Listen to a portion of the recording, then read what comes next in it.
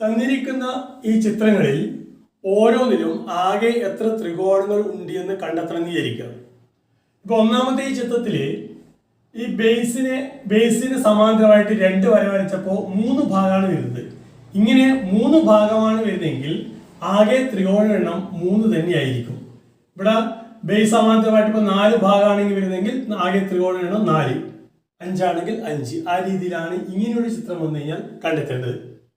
രണ്ടാമത്തെ ചിത്രത്തില് ഈ ഓപ്പോസിറ്റ് വെർട്ടെക്സിൽ നിന്ന് ബേസിനെ 4 ഭാഗം 1 2 3 4 ഭാഗമാക്കുന്നു. ഇങ്ങനെ 4 ഭാഗമാക്കുന്നെങ്കിൽ ആകെ ത്രികോണ എണ്ണം കാണാൻ വേണ്ടിയിട്ട് 1 + 2 + 3 + 4 ഇത് കണ്ടെത്തിയാൽ മതി. ഇത് കൂട്ടിയാൽ കിട്ടുന്നത് 10 ആയിരിക്കും. ഇപ്പം ഇവിടെ 5 ഭാഗമാക്കി വരുന്നെങ്കിൽ 1 + 2 + 3 + 4 + 5 കണ്ടെത്തിയാൽ മതിയോ. അപ്പൊ ഈ ചിത്രത്തിൽ ആകെ ത്രികോണ എണ്ണം എന്ന് പറയുന്നത് 10 ആയിരിക്കും. ഈ മൂന്നാമത്തെ ചിത്രം എന്ന് പറയുന്നത് ഈ ഒന്നാമത്തെയും രണ്ടാമത്തെയും കോമ്പിനേഷൻ പോലെയാണ്.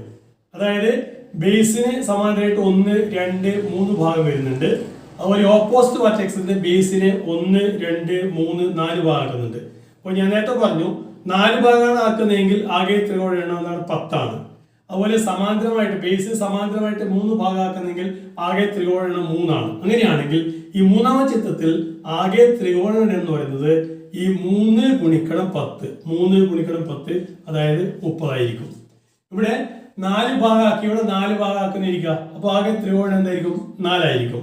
അവിടെ ഇപ്പൊ ഓപ്പോസിറ്റ് വെർട്ടെക്സ് ഇവിടെ 5 ഭാഗമാണ് വരുന്നെങ്കിൽ ആകെ ത്രികോണ എണ്ണം എന്തായിരിക്കും 1 + 2 + 3 + 4 + 5 അതായത് 15 ആയിരിക്കും. അങ്ങനെയാണെങ്കിൽ അത്തരത്തിലുള്ള ഒരു കോമ്പിനേഷനാണ് വരുന്നതെങ്കിൽ അതായത് ബേസിനെ 5 ഭാഗമാക്കുന്നു, അതുപോലെ ബേസിന് സമാന്തരമായിട്ട് 4 ഭാഗമാണ് ആക്കുന്നതെങ്കിൽ ആകെ ത്രികോണം എന്ന് പറയുന്നത് 4 ഗുണിക്കണം 15 അതായത് 60 ആയിരിക്കും. ഇനി നമുക്ക് ത്രികോണ എണ്ണം കണ്ടെത്താൻ വേണ്ടി സാധിക്കും.